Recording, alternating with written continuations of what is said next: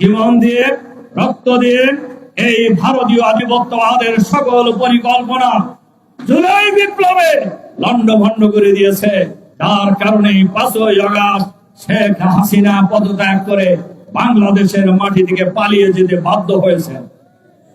আমরা আজকের এই দোয়ার অনুষ্ঠানে আলোচনা সভা থেকে আহ্বান জানাতে চাই, সকল গণহত্যার বিচার দ্রুত করতে হবে, বিচারের রায় কার্যকর করতে হবে এবং যারা এই গণহত্যার সাথে জড়িত তাদেরকে ফাঁসি দিয়ে ঝুলিয়ে হত্যা করতে হবে। ফ্যাসিবাদের যারা দোষর সরকারের ভিতরে বাইরে আছে তাদেরকেও চিহ্নিত করে বিচারের মুখোমুখি করতে হবে। আমরা লক্ষ্য করেছি অনেক ফ্যাসিবাদের দোষর শার্ট পরিবর্তন করে, এখন জায়গা পরিবর্তন করে জুলাই বিপ্লবের সহযোদ্ধা হওয়ার চেষ্টা করছেন। যাদের কাছে তারা আশ্রয় নিয়েছেন আপনারা তাদেরকে আশ্রয় দিয়েন না। যারা এই ফ্যাসিবাদের সাথে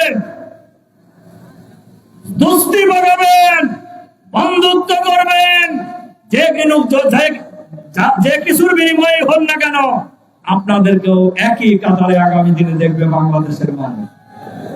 বাংলাদেশের মানুষ আর কোন ফ্যাসিবাদ কায়েম হতে দেবে না।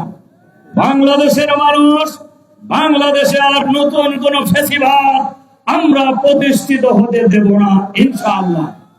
এর সাথে সাথে আজকের এই আলোচনা সভায় আমরা আহ্বান জানাতে চাই, 26 লক্ষ মতান্তরে 28 লক্ষ কোটি টাকা এই ফ্যাসিবাদী শাসন আমলে বিদেশে পাচার করা হয়েছে। আমরা আজকের এই আলোচনা সভায় আহ্বান জানাতে চাই, অবিলম্বে এই পাচারকৃত টাকা ফেরত আনতে হবে এবং পাচারকৃত ব্যক্তিদেরকে চিহ্নিত করে বিচারের আওতায় নিয়ে আসতে হবে, তাদের বিচার শেষ করতে হবে আর প্রয়োজনীয় সংস্কার করে আগে স্থানীয় সরকার নির্বাচন, এরপরে জাতীয় সংসদ নির্বাচন দিতে হবে।